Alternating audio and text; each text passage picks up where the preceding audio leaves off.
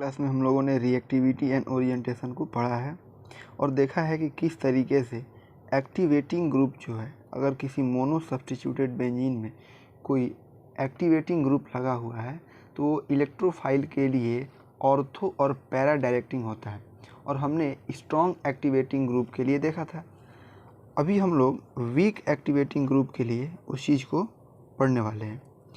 Week activating group, generally जो activating group होते हैं वो ऑर्थो और पैरा डायरेक्टिंग होते हैं इलेक्ट्रोफाइल के लिए, पर कुछ वीक एक्टिवेटिंग ग्रुप भी हैं जिसके लिए हम लोग को थोड़ा बहुत डिस्कशन कर लेना चाहिए। वैसे इसके लिए भी वही रिज़ल्ट आने वाले हैं, पर एक बार हम इसको भी समझ लेते हैं। ठीक, जैसे मेरे पास एक स्पीसीज़ है ये, ठीक, यहाँ पे ये जो CH3 है वो एक्टिवेटिंग ग्रुप है लेकिन वीक एक्टिवेटिंग ग्रुप है। ठीक है, ये भी जो है बेंजीन रिंग में इलेक्ट्रॉन डेंसिटी को क्या करेगा, बढ़ाएगा।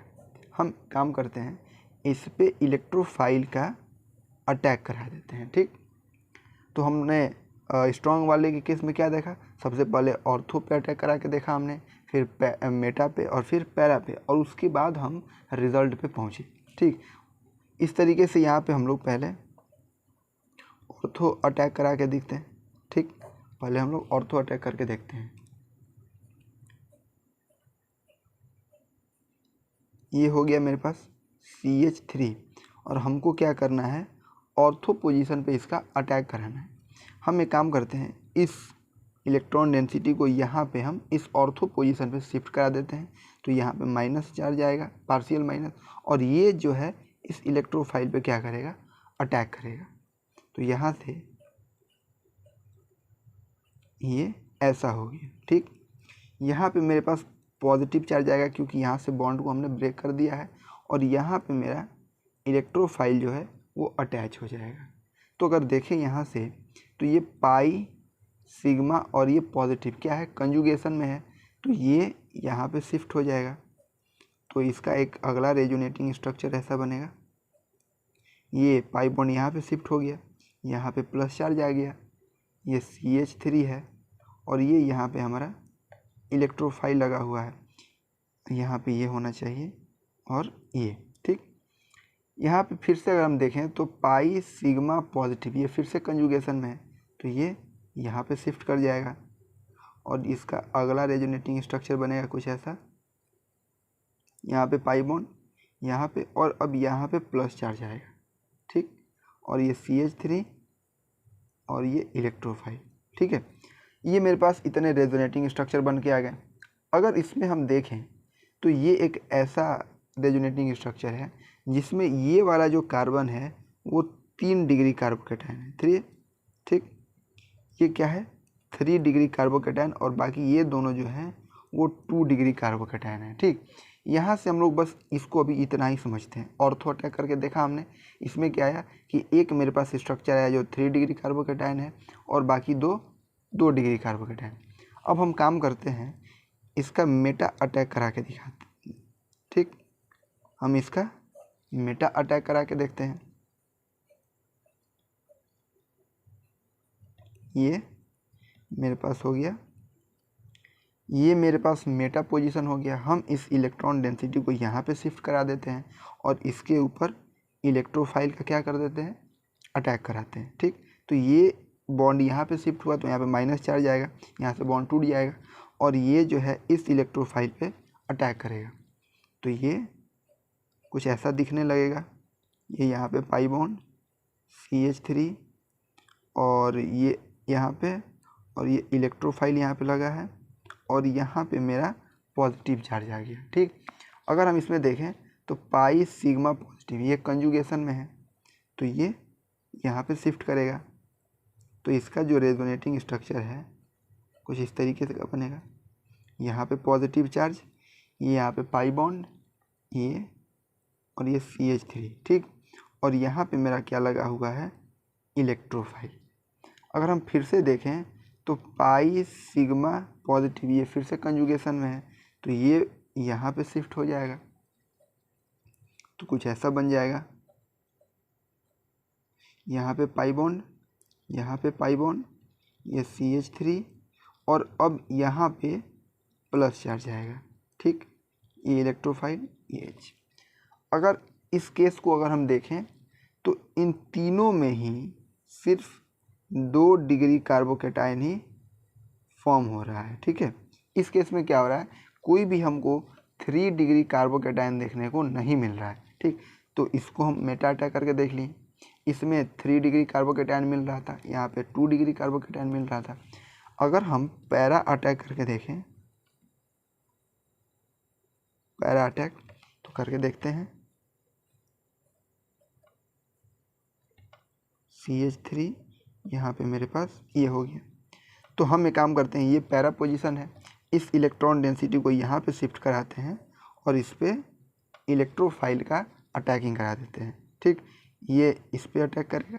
हम देखिए ये जो एरो है वो हमेशा माइनस से प्लस की तरफ जाएगा। ठीक है, यानी जहाँ पे इलेक्ट्रॉन डेंसिटी ज़्यादा है, जैसे कि यहाँ पे ये लोन पेयर, वो इलेक्ट्रॉन से प्लस की तरफ जाएगा, यानी हमेशा माइनस से प्लस की तरफ ये एरो इंडिकेट होगा। ऐसा कभी नहीं होगा कि ये इलेक्ट्रोफाइल यहाँ पे अटैक किया है तो हम इसको ऐसे एरो बना के दिखाएंगे, ऐसा नहीं होता है। जो इलेक्ट्रॉन यहाँ पे है ये इलेक्ट्रॉन इस पे रीच करेगा, ना कि ये इसको रीच करने वाला है। ठीक है, तो यहाँ से अगर हम देखें तो ये ऐसा होगा, यहाँ पे पॉजिटिव चार्ज आएगा क्योंकि यहाँ का बॉन्ड हमने तोड़ दिया है, और यहाँ पे इलेक्ट्रोफाइल आ रहा है और ये पाई बॉन्ड यहाँ, ये यहाँ।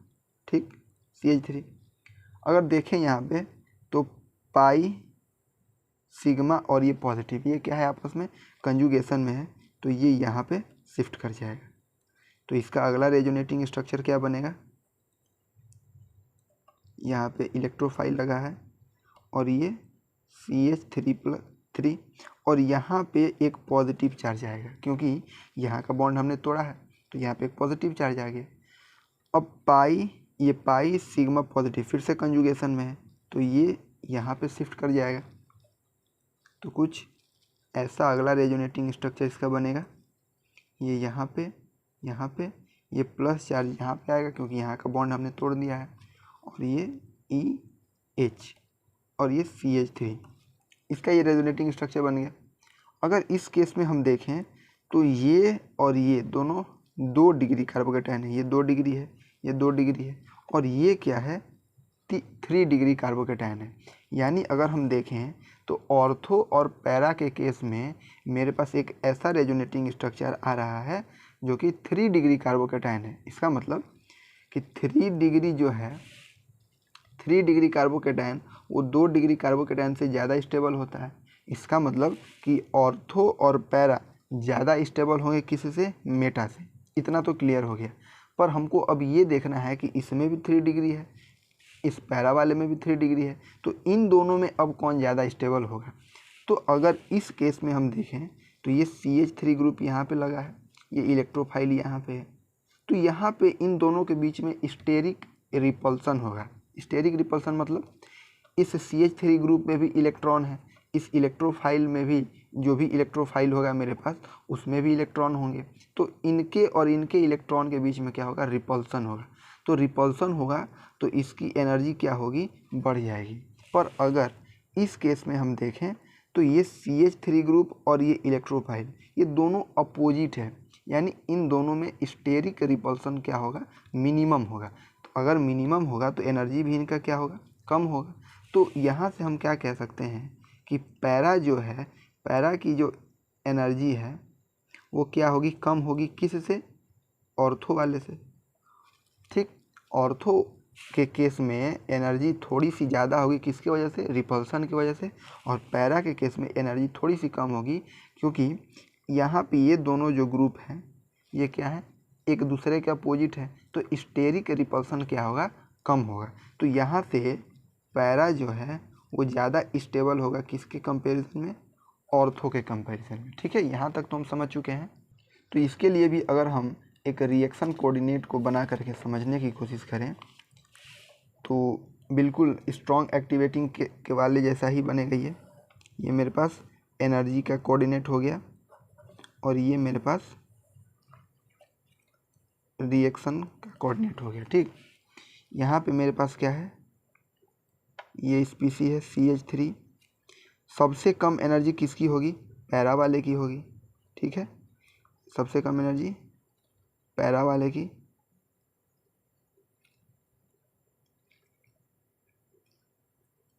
यहाँ पे ये, और इसका स्ट्रक्चर देखें अगर हम थोड़ा, तो ये कोई भी एक स्ट्रक्चर हम ये इस 3 डिग्री वाले का स्ट्रक्चर बना देते हैं, क्योंकि इसी की बात हो रही है यहाँ पे।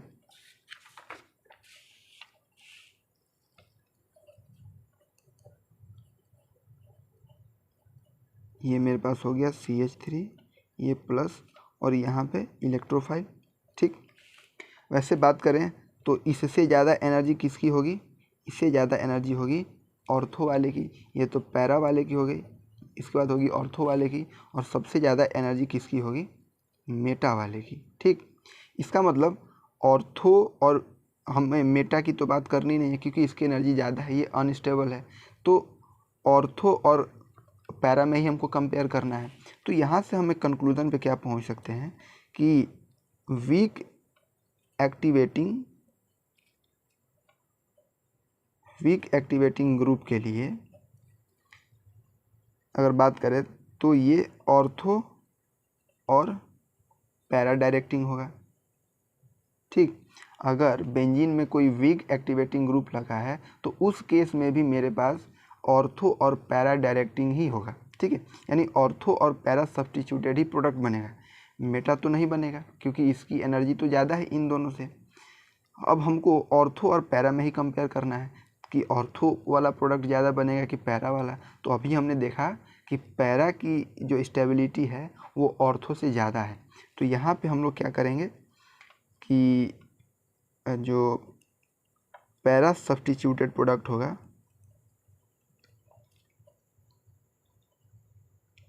वो ज़्यादा होगा किसके कंपैरिजन में, ortho substituted product.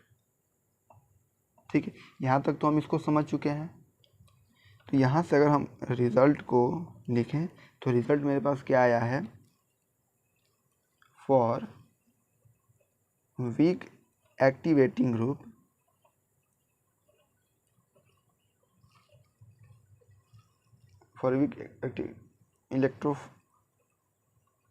electrophile is ortho and para directing।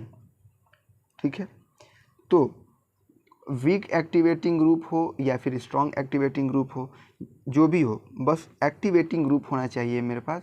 Benzene ring में अगर एक्टिवेटिंग ग्रुप लगा हुआ है तो वो इलेक्ट्रोफाइल के लिए क्या होगा, ऑर्थो और पैरा डायरेक्टिंग होगा। ठीक है, यहाँ से हम लोग एक्टिवेटिंग ग्रुप को समझ लिए। अब हमको डीएक्टिवेटिंग ग्रुप को समझना है। ठीक है, तो हम डीएक्टिवेटिंग ग्रुप को समझने की कोशिश करते हैं। सबसे पहले हम देखते हैं स्ट्रॉन्ग डीएक्टिवेटिंग,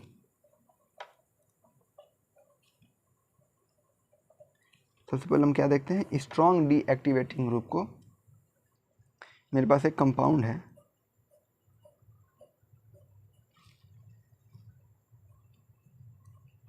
N=O और ये कोऑर्डिनेट बॉन्ड से जुड़ा हुआ है। ठीक है, ये जो NO2 ग्रुप है, ये NO2 ग्रुप, ये क्या है, एक डीएक्टिवेटिंग ग्रुप है।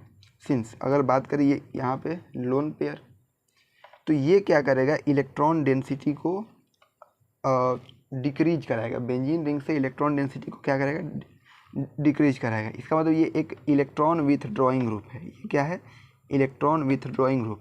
और इलेक्ट्रॉन विथड्रॉइंग ग्रुप जो होते हैं वो क्या होते हैं, -I इफेक्ट शो करते हैं और -M इफेक्ट शो करते हैं। ठीक है, तो जैसे हमने उस केस में देखा कि हम इस पे क्या कराने वाले हैं, इलेक्ट्रोफाइल का अटैक कराने वाले हैं, और फिर देखेंगे कि ये इलेक्ट्रोफाइल ऑर्थो पे, मेटा पे या पैरा पे किस पे ज़्यादा फेवर करता है। तो हम सबसे पहले ऑर्थो अटैक करा के देखते हैं। ऑर्थो अटैक,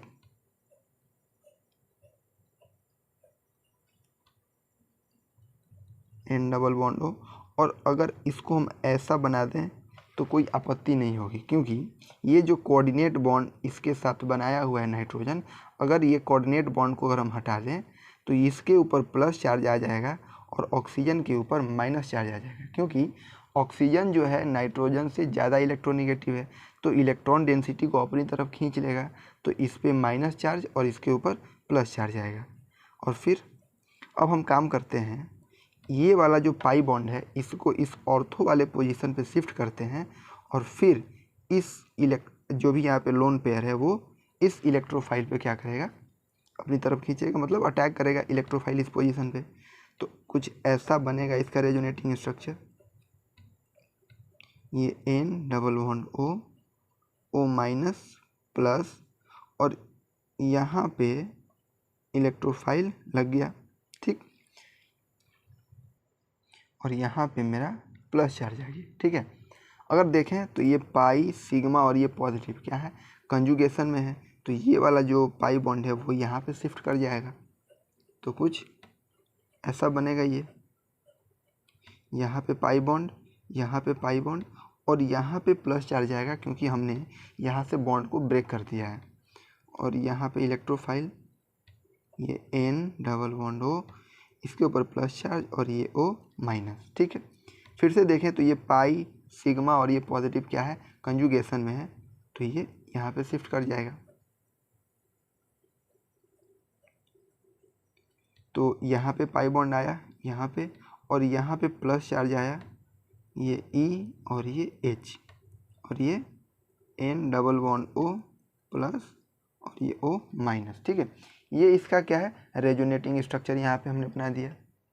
अब इन तीनों को थोड़ा गौर से देखते हैं।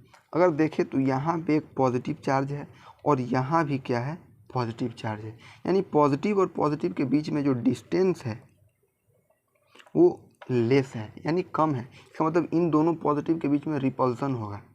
अगर इस पॉजिटिव और इस पॉजिटिव को देखें तो ये भी थोड़ा डिस्टेंस कम ही है, पर इससे ज़्यादा है, पर हम इसको कम लेकर के चलेंगे।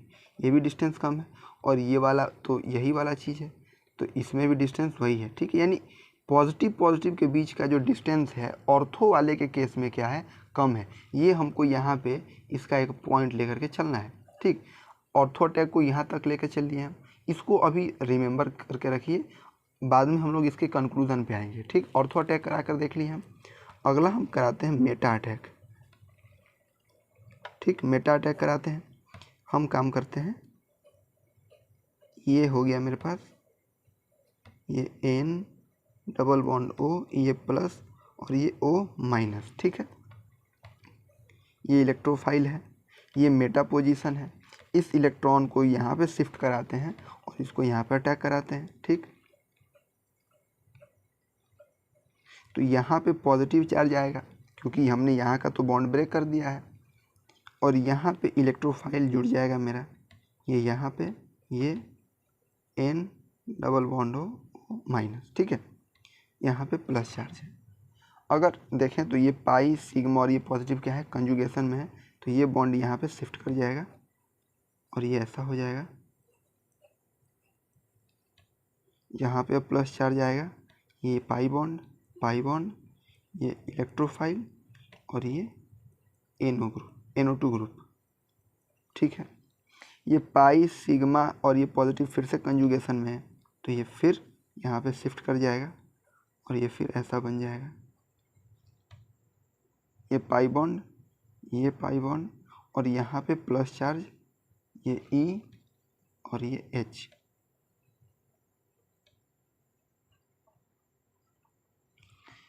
यहाँ पे हमने इसके भी रेजोनेटिंग स्ट्रक्चर को ड्रॉ कर लिया है।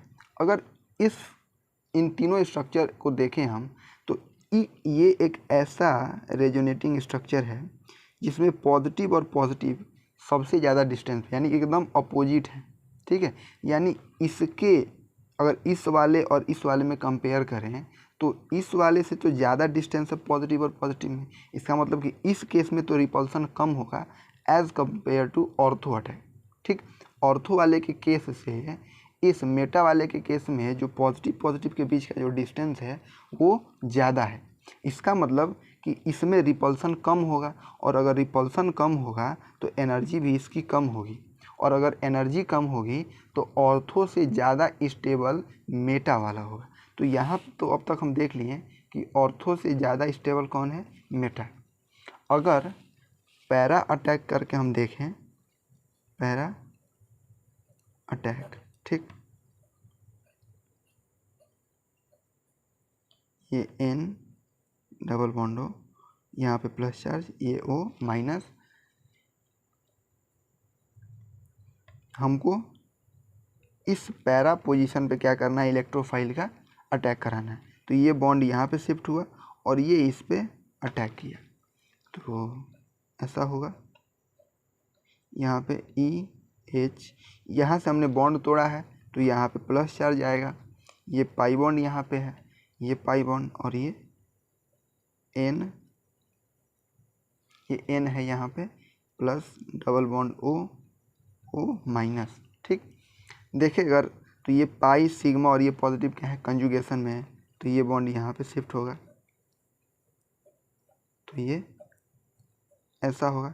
यहाँ पे प्लस चार्ज आएगा और यहाँ पे पाई बॉन्ड EH, और ये N plus double bond O minus, ठीक है।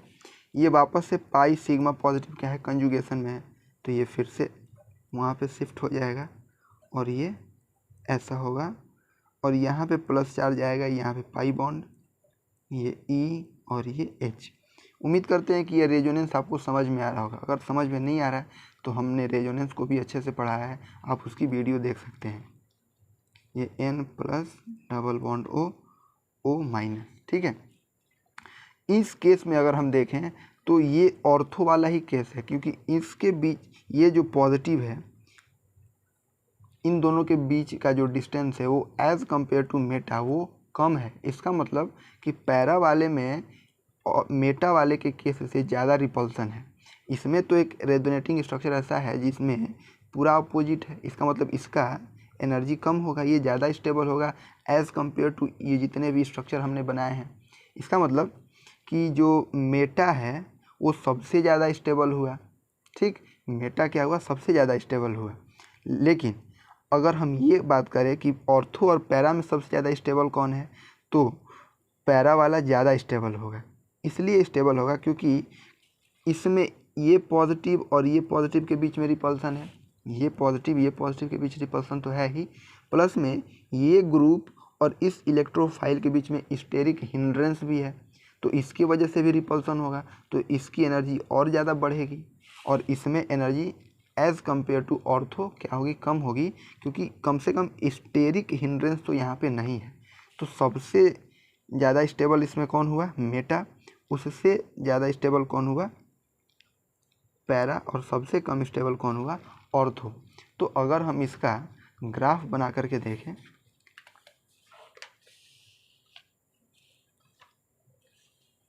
इसका हम ग्राफ बना करके अगर देखें, ये मेरी एनर्जी की कोऑर्डिनेट हो गई और ये मेरा रिएक्शन कोऑर्डिनेट हो गया, ठीक है। मेरे पास ये वाला कंपाउंड था NO2, ठीक है, NO2 था, तो सबसे कम एनर्जी किसकी थी, मेटा वाले की, क्योंकि इसमें जो है ज़्यादा स्टेबिलिटी थी एज़ कम्पेयर टू ऑर्थो और पैरा। इससे ज़्यादा एनर्जी किसकी थी, इससे ज़्यादा एनर्जी थी पैरा वाले की, ठीक है, और सबसे ज़्यादा एनर्जी किसकी थी, ऑर्थो।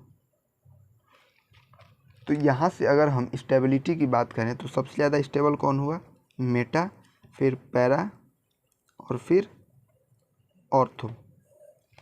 तो अगर बात करें डीएक्टिवेटिंग ग्रुप के लिए, डीएक्टिवेटिंग ग्रुप के लिए, तो जो डीएक्टिवेटिंग ग्रुप होते हैं वो इलेक्ट्रोफाइल के लिए मेटा डायरेक्टिंग होते हैं। क्या होते हैं, मेटा डायरेक्टिंग होते हैं, ठीक।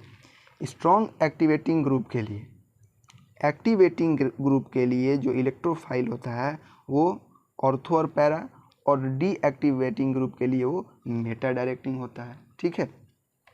तो ये तो बात हो गई हमारे डीएक्टिवेटिंग ग्रुप के लिए।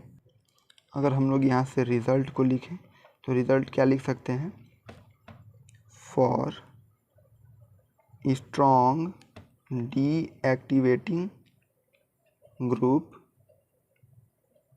For strong deactivating group for electrophilic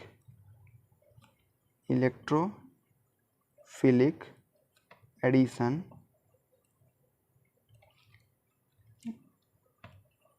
it will be meta directing.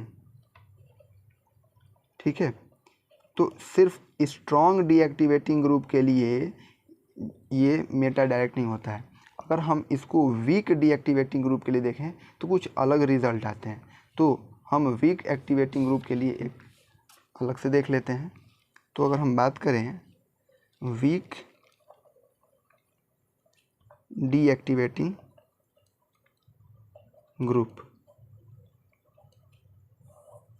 मेरे पास एक कंपाउंड है, ये Cl यहाँ पे है, क्लोरीन ब्रोमीन आयोडीन, ये जो होते हैं वो वीक डीएक्टिवेटिंग ग्रुप होते हैं। अब यहाँ पे क्लोरीन जो है वो इलेक्ट्रॉन विथड्रॉइंग ग्रुप है, तो ये -I इफेक्ट शो करेगा। और लोन पेयर है तो ये लोन पेयर इस बेंजीन रिंग में कंजुगेटेड है, इसका मतलब इलेक्ट्रॉन को डोनेट भी करेगा, यानी कंजुगेशन में है तो ये +M भी शो करेगा। लेकिन यहाँ पे -I क्या करेगा, डोमिनेट करेगा, क्योंकि मैंने बताया था हैलोजन के केस में ये एक्सेप्शन होता है, एक्सेप्शन केस है ये, एक्सेप्शन केस है। क्योंकि अगर हैलोजन ग्रुप है मेरे पास और अगर -I और +M दोनों ग्रुप है वो, तो उस केस में -I इफेक्ट जो है वो डोमिनेट कर जाता है। ठीक है, तो ये -I इफेक्ट यहाँ पे क्या करेगा, डोमिनेट करेगा। ठीक, अब हमको इस स्पीसीज़ पे क्या करना है, इलेक्ट्रोफाइल का अटैक कराना है। ठीक, तो हम इस पर अटैक कराते हैं इलेक्ट्रोफाइल का, और हमें ये देखना है कि वीक डीएक्टिवेटिंग ग्रुप के लिए ये ऑर्थो डायरेक्टिंग होगा, पैरा डायरेक्टिंग होगा या फिर मेटा डायरेक्टिंग होगा। तो हम ऑर्थो अटैक करा के देखते हैं पहले। ठीक,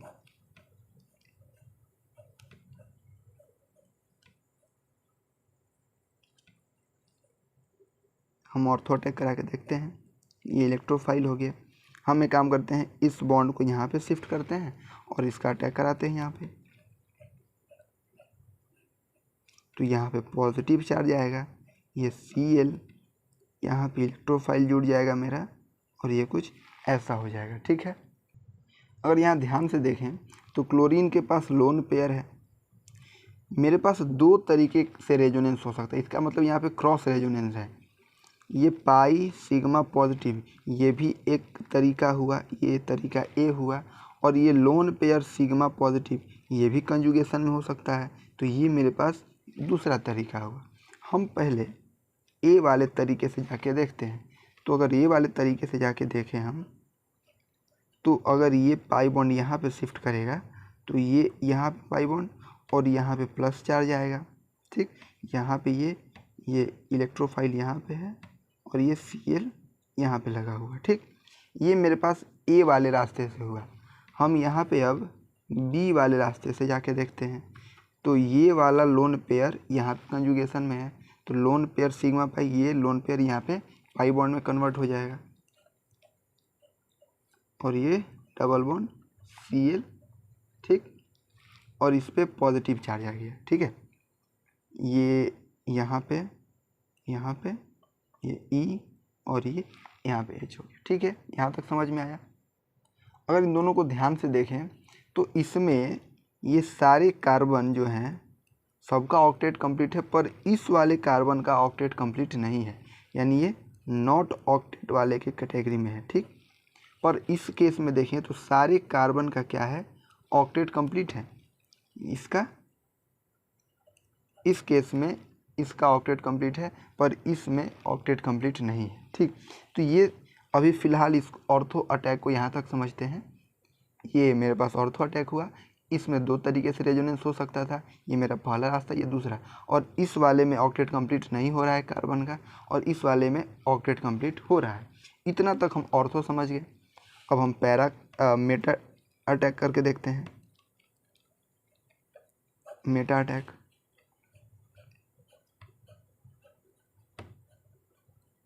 ये Cl लगा हुआ है, ठीक, ये इलेक्ट्रोफाइल है, ये मेरे पास मेटा पोजीशन है। इस इलेक्ट्रॉन को यहाँ पे शिफ्ट करते हैं और इसको अटैक कराते हैं। यहाँ पे पॉजिटिव चार्ज आएगा, ठीक, ये इलेक्ट्रोफाइल यहाँ पे जुड़ जाएगा, ये Cl, ये पाई बॉन्ड और ये यहाँ पे पाई बॉन्ड, ठीक। ये पाई सिग्मा और ये पॉजिटिव क्या है, कंजुगेशन में है, तो यहाँ पे ये रेजोनेंस होगा। ये पॉजिटिव चार्ज यहाँ पे आएगा और यहाँ पे पाई बॉन्ड, यहाँ पे पाई बॉन्ड, ये E, ये H और ये Cl, ठीक, इतना तक समझ में आया। अब ये पाई बॉन्ड, ये सिग्मा और ये पॉजिटिव फिर से कंजुगेशन में है, तो ये यहाँ पे शिफ्ट और इसका एक और रेजोनेटिंग स्ट्रक्चर बनेगा। ये पाई बॉन्ड, ये इलेक्ट्रोफाइल और यहाँ पे Cl और यहाँ पे पॉजिटिव चार्ज आएगा, ठीक। अगर इस केस में देखें तो किसी भी कार्बन ऑक्टेट कंप्लीट नहीं है। इस वाले केस में भी ऑक्टेट कंप्लीट नहीं है, इसमें भी ऑक्टेट कंप्लीट नहीं है, क्योंकि यहाँ पे पॉजिटिव चार्ज है, इसमें यहाँ पे पॉजिटिव चार्ज और इसमें यहाँ पे पॉजिटिव चार्ज। मतलब इस वाले केस में, इस मेटा अटैक के केस में देखें तो किसी भी रेजोनेटिंग स्ट्रक्चर में देखें तो किसी कार्बन का ऑक्टेट कंप्लीट नहीं है, इसका भी नहीं, इसका भी नहीं, इसका भी नहीं, मतलब ये नॉट ऑक्टेट वाले कैटेगरी में है, ठीक। तो ऑर्थो अटैक देख लिए, मेटा अटैक देख लिए, अब हम लास्ट इसका पैरा अटैक देखते हैं, ठीक है। पैरा अटैक, ठीक, ये Cl हो गया और हम इस पे इलेक्ट्रोफाइल का क्या करना है, अटैक। ये बॉन्ड यहाँ पे शिफ्ट हुआ और ये यहाँ पे, ये Cl, यहाँ पे पॉजिटिव चार्ज आएगा, ये इलेक्ट्रोफाइल और ये पाई बॉन्ड यहाँ पे। अब देखें तो ये पाई सिग्मा पॉजिटिव कंजुगेशन में है। अब यहाँ पे पॉजिटिव चार्ज, यहाँ पे पाई बॉन्ड, ये इलेक्ट्रोफाइल और ये Cl, ठीक। पाई सिग्मा पॉजिटिव कंजुगेशन में है, तो ये यहाँ पे शिफ्ट होगा,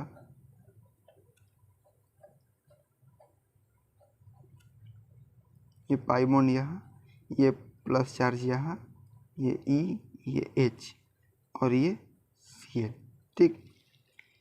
यहाँ से अगर हम देखें तो यहाँ से एक रेजोनेंस तो इधर हुआ, पर एक रेजोनेंस इधर से भी हो सकता है, ठीक। तो ये मेरे पास एक रास्ता हो गया A और एक रेजोनेंस इधर से भी हो सकता है, ये रास्ता हो गया B। तो हम B वाले रास्ते से जाके देखते हैं। यहाँ पे Cl, ये प्लस चार्ज आएगा, यहाँ पे ये डबल बॉन्ड यहाँ पे, और इस केस में यहाँ पे ये पाई और ये E, ये H। तो हम यहाँ पे पैरा अटैक करके भी देख लिए, पर अगर हम यहाँ पे देखें तो इसमें ऑक्टेट कंप्लीट नहीं है, ये नॉट ऑक्टेट है, ये भी नॉट ऑक्टेट है। पर इस केस में ये जितने भी कार्बन हैं सबका ऑक्टेट कंप्लीट है, मतलब ये ऑक्टेट वाले कैटेगरी में है, ठीक है। तो हम यहाँ से क्या देख लिए कि ऑर्थो वाले के केस में एक ऑक्टेट आया था और इस पैरा वाले के केस में क्या है, एक ऑक्टेट आया है, और मेटा वाले के केस में तीनों ही रेजोनेटिंग स्ट्रक्चर नॉट ऑक्टेट वाले कैटेगरी में आया था। इसका मतलब कि वीक डीएक्टिवेटिंग के केस में ऑर्थो और पैरा जो है वो मेटा से ज़्यादा स्टेबल आ रहा है। पर अब हमको ऑर्थो और पैरा में देखना है कि कौन ज़्यादा स्टेबल होगा। हम यहाँ से तो देख लिए हैं कि ऑर्थो और पैरा जो है ये ज़्यादा स्टेबल है मेटा से, पर ऑर्थो और पैरा में ज़्यादा स्टेबल कौन हुआ, तो पैरा वाला ज़्यादा स्टेबल होगा, क्योंकि इसमें स्टेरिक रिपल्सन कम है। इस ग्रुप और इस इलेक्ट्रोफाइल के बीच का जो डिस्टेंस है वो ज़्यादा है, ये दोनों एक दूसरे का अपोजिट हैं। इसका मतलब इनमें और इनमें स्टेरिक रिपल्सन नहीं होगा, ठीक। लेकिन ऑर्थो वाले के केस में यहाँ पे इलेक्ट्रोफाइल लगा होता है, तो इस केस में क्या होगा, रिपल्सन ज़्यादा होगा। तो रिपल्सन ज़्यादा होगा तो ऑर्थो वाले केस में एनर्जी ज़्यादा होगी, तो उसकी स्टेबिलिटी क्या होगी, कम होगी। इसका मतलब सबसे ज़्यादा पैरा स्टेबल होगा, उससे ज़्यादा ऑर्थो स्टेबल होगा, और सबसे कम मेटा स्टेबल होगा। ठीक, तो अगर हम ओरिएंटेशन की बात करें, ओरिएंटेशन तो सबसे ज़्यादा पैरा, उससे कम ऑर्थो, और सबसे कम मेटा। तो इसके लिए हम एक नोट क्या लिख सकते हैं, in case of ortho and para attack,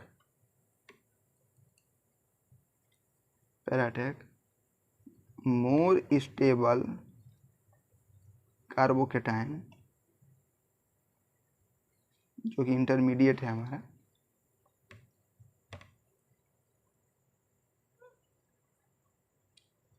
intermediate is formed due to octet. ठीक, in case of ortho and para attack more stable carbocation is form due to octet. Ortho और पैरा वाले के case में octet complete हो रहा था, तो वो ज़्यादा स्टेबल कार्बोकेटाइन मेरे पास क्या हो रहा है, फॉर्म हो रहा है। ठीक, but in case of Meta attack less stable intermediate is formed. ठीक, लेकिन मेटा वाले के केस में हमारे पास लेस स्टेबल इंटरमीडिएट क्या हो रहा है, फॉर्म हो रहा है। तो यहाँ से हम रिजल्ट क्या लिख सकते हैं, रिजल्ट लिख सकते हैं फॉर वीक डीएक्टिवेटिंग ग्रुप